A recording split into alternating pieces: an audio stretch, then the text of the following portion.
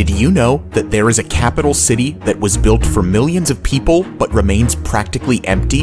And that the US wasted $17 billion for a mega project that was never even used and remains completely useless to this day? Today, we will explore 5 of the most useless mega projects in the world. Before we continue, make sure to like this video and subscribe to Top Luxury. Share your thoughts about these mega projects in the comments below. Number 5. Interstate H3, Hawaii. Let's start with a breathtakingly scenic highway in the Aloha State, Hawaii. The 26-kilometer-long Interstate H3 passes through one of the most stunning landscapes in the world. It is so stunning that there were genuine concerns of motorists stopping and creating traffic hazards. However, the highway is as controversial as it is beautiful. It was first proposed in 1960 with defense considerations in mind, as the highway would connect the Pearl Harbor Naval Base on the south side to the Marine Corps Air Station on the east coast. The announcement of its construction was immediately met with resistance from environmental groups, as well as native Hawaiians who were worried about the massive urbanization the project would bring. Environmental laws of the time and a change of route to protect the surrounding valleys delayed the plans indefinitely. 26 years later, the environmental hurdles were removed when the Congress exempted the project from environmental laws and cleared the way for construction to finally begin in 1989. The highway was finally opened in 1997, almost 37 years after it was originally proposed. Interstate H3 is often considered an engineering marvel because of the difficult terrain it is built on and the advanced technologies used in its construction. In addition to the numerous high-tech tunnels, the highway runs almost exclusively over viaducts to protect the local environment in the valleys below. Decades of decay, route changes, and newer but more expensive technologies meant that it was completed 5 times over the original estimated budget. The total cost of construction was $1.3 billion, which is about $50 million per kilometer, the most expensive cost per kilometer in the world. Despite the enormous budget, this beautiful highway isn't useful for everyone. Critics believe that it's a road to nowhere because the defense considerations of the 60s are no longer relevant, and the highway has no direct route to downtown Honolulu. Then there's the case of native Hawaiians, a majority of whom refuse to use the H3 to this day. They consider it to be cursed, as many religiously significant cultural sites were destroyed during its completion. The Interstate H3 highway is certainly an achievement as far as megaprojects go. However, for certain native groups, it remains useless. At least it isn't completely abandoned, like the next project on our list. Number 4. Ciudad Real Central Airport, Spain. Spain is one of the prime travel destinations in Europe, and that was a key consideration when the idea for the Ciudad Real Central Airport was conceived.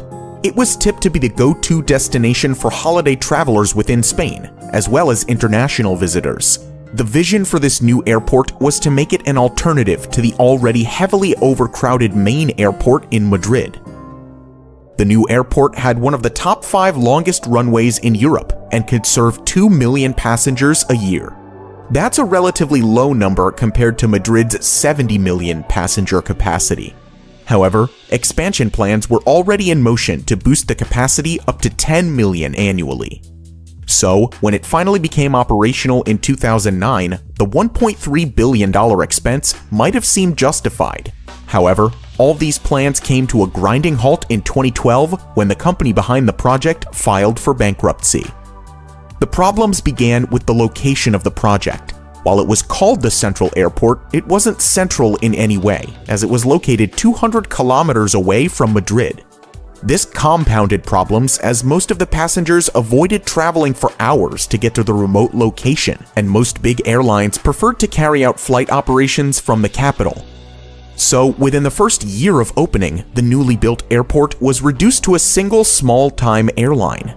With no major airlines to attract passengers, the airport had accumulated a $350 million debt by 2012. Unsurprisingly, it went into receivership and was put up for auction in 2013. The The airport was even popularized as an abandoned location by the hit British TV show Top Gear in 2014. After multiple auctions fell through, including an outrageous $12,000 offer, the airport was finally sold to new owners in 2019. A Spanish airport that cost €1 billion to build has attracted a bid of just €10,000. Ciudad Real's La Mancha Airport opened in 2008, only to go bankrupt and close by 2012. As businesses crashed and profits dwindled during the COVID-19 pandemic, the Ciudad Real Airport got a lifeline. With little hope of passengers returning, the new owners reinvented the airport as a home for grounded planes, given its dry climate, long runway, and spaciousness. By August 2020, there were 65 airplanes parked on the airport, with expansions underway to provide a storage facility for over 300 aircraft. This new storage approach gave the airport a much-needed business opportunity. However, all the stored planes will eventually be gone once the pandemic is finally over and the return of normal flight operations remains elusive. This billion-dollar megaproject remains effectively useless for passengers around the world. Number 3. Naypyidaw, Myanmar. Next up is another megaproject that made it to Top Gear. Unfortunately, this isn't just a remote airport, it's the capital of Myanmar, a new capital that was built from scratch. Myanmar's former military leadership started building a new capital in secret in 2002. The shifting of a country's capital isn't unheard of, as many countries including Brazil, Egypt, and Pakistan have done so in the past. In November 2005, Myanmar's leader announced his decision to the public, but he kept the name of a new capital a secret. It was 4 months later when he finally revealed the name, Naypyidaw, which literally means the king's residence. The reason for this sudden shift of capital wasn't clear. Some speculated that the military leadership was fearful of an attack from the sea, while others thought it was shifted on the advice of astrologers. However, a lot of it had to do with the former capital, Yangon. Yangon is home to 7 million people, and the city is said to have reached its infrastructural limits, and its population is set to double by 2050. Moreover, the coastal city was established as the capital during British rule to benefit the British Navy, so it made sense for Myanmar to shift the capital to a more central location. The new project was built swiftly, and to this date, the successive governments have poured $4 billion into the city. Naypyidaw seemingly has everything to attract visitors: a 20-lane highway, over 100 luxury hotels divided into 3 hotel districts, golf courses, museums, and even a 99-meter-tall replica of a landmark originally situated in Yangon. But there's one essential component that remains missing: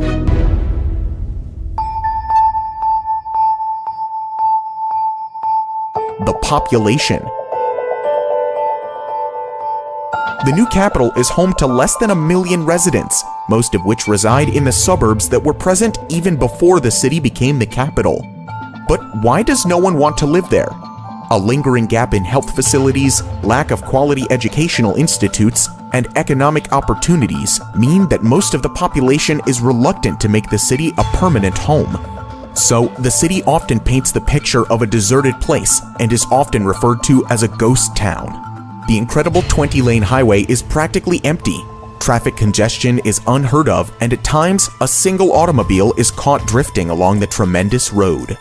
The city has an airport that can handle 3.5 million passengers every year, but on a busy day, a dozen people will actually use it. The shopping malls are visited only by the diplomatic staff on weekends, while the hotel lobbies are mostly empty. Despite the apparent barrenness, there's a silver lining for the royal capital. It's built as a city of the future, and with the exploding population, Naypyidaw still has time for an inevitable redemption. For now, it's arguably the world's strangest capital, and remains useless for much of the country's population. Number 2. Forest City, Malaysia. We talked of an apparent ghost city, and next on our list is a green futuristic smart city that would rise from reclaimed land on 4 artificial islands and will be built around an artificial forest ecosystem. Forest City's location makes it an appealing bet for investors who are aiming to profit from its proximity to the independent city-state of Singapore. Singapore has the world's second busiest port and a thriving economy. The developers have already linked Forest City with Singapore through the Second Link Bridge, shortening the distance between the cities to just 20 minutes. Forest City will also have its own customs facility, enabling residents to move freely to Singapore and back. The design is advertised to incorporate many green innovations. Forest City will feature buildings with green rooftops and vertical gardens, providing a jungle experience. City streets will have a multiple-layered design, with the lower layer for traffic and parking spaces, while the upper layer will feature parks, sports facilities, and transport hubs. The city will be powered exclusively with renewable energy and will be completed by 2035 at a cost of $100 billion. One of the 4 proposed islands is close to completion, with 50 apartment buildings, golf courses, swimming pools, and beaches on board. However, it's not all smooth sailing for this highly ambitious project. A multitude of economic and political hurdles are already hindering its progress. The project is being funded mainly through China, and Chinese residents virtually had a free pass to the city in the first few years of its construction. As a consequence, wealthy Chinese investors who couldn't afford the soaring prices of apartments in their own country rushed to Forest City. By 2019, 80% of the property owners were Chinese. Even the street signs were in Mandarin, and the few schools that opened in the area were offering Mandarin courses. The native Malaysians simply can't afford to buy these apartments as property prices are set with only the Chinese markets in mind. This influx of Chinese investors caused a public outcry, with opponents of the project calling it a new form of colonialism. So, after a change of leadership, the returning Prime Minister Mahathir Mohamad banned foreigners from owning property in the Forest City. Many foreigners started leaving the city, and new investors were discouraged. The next major setback came in the form of the pandemic and the worldwide travel bans. Malaysia's movement control order meant that no new investors could move in. Lots of existing investors opted out of the project due to the uncertainty. So, by the start of 2020, less than 500 people were actually living in the residential developments, which is not a lot, considering that Forest City is designed for 700,000 people. The project has remained in flux ever since, with some salespeople claiming that fewer than 10 homes were sold at Forest City since the start of the coronavirus pandemic. Moreover, Country Garden laid off more than 1,000 of its Malaysian workers in the past year, signaling the epic downturn in the project's fortunes. Forest City was probably too ambitious to begin with, too futuristic to truly achieve, and too politically challenged to succeed anytime soon. It's safe to assume that despite the billions invested, Forest City is currently a useless mega-project. Number 1. Yucca Mountain Nuclear Waste Repository. We'll conclude this list with a mega-project that was planned in view of a sensitive global issue. Nuclear waste isn't talked about as much as other environmental problems. However, if not stored properly, it can be deadlier than anything ever witnessed since the advent of civilization. As of now, nuclear waste is stored above ground, near the power plants where it comes from. However, the scientific community agrees that the safest, permanent disposal solution is to store this hazardous waste deep underground. In the 1980s, US authorities set about finding a permanent solution to this growing waste problem.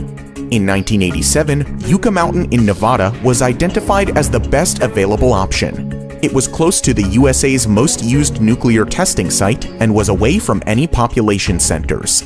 The plan was to deposit the waste from all over the country in a tunnel complex about 300 meters under Yucca Mountain. In addition to the isolated location, Yucca Mountain is made up of volcanic ash formed millions of years ago. It allows the Yucca Mountain to absorb any radioactive waste without crumbling or cracking. Yucca Mountain seemed like a great location for a repository on paper, but Nevadans were having none of it. The United States has over 100 operational and closed nuclear reactor sites in 34 states, but none of them were in Nevada. So, the congressional representatives and the general public vigorously opposed the idea of being the only nuclear dumping site in the whole country. Furthermore, question marks were raised over the official hydrological and geological surveys of the Yucca Mountain. Opponents believed that the site was unsuitable for a repository, as it runs the risk of contaminating a nearby water source. The water source flows into Amargosa Valley and is used by Native Americans who have lived in the area for centuries. Despite the opposition, the project won approval in 2002 and the Department of Energy resumed construction. However, Nevada's opposition only grew stronger. They contended that routine exposures during the transition will stigmatize Nevada's residents and affect tourism in the state. For the opposition, the only reason Nevada was getting the repository was because of its lower population and smaller representation in Congress. By the time Barack Obama took office, the whole project had become highly politicized, and in 2010, the Obama administration deemed the project unworkable and stopped funding it. 3 years later, a federal court ordered its resumption again, but there has been little progress since. The Biden administration has clearly stated that Yucca Mountain isn't a part of the country's plans anymore. Nevada seems to have won the battle after 4 decades. Decades of planning, legal troubles, and over $17 billion have gone into the Yucca Mountain project. But after all is said and done, it has never been used and remains a useless mega project. So, what do you think about these mega projects? Do you think that any of these have a shot at being useful in the future? Let us know in the comments down below. If you want to see more about similar projects, you can watch our video about the biggest mega projects never finished. Thank you for watching, and we'll see you in the next video.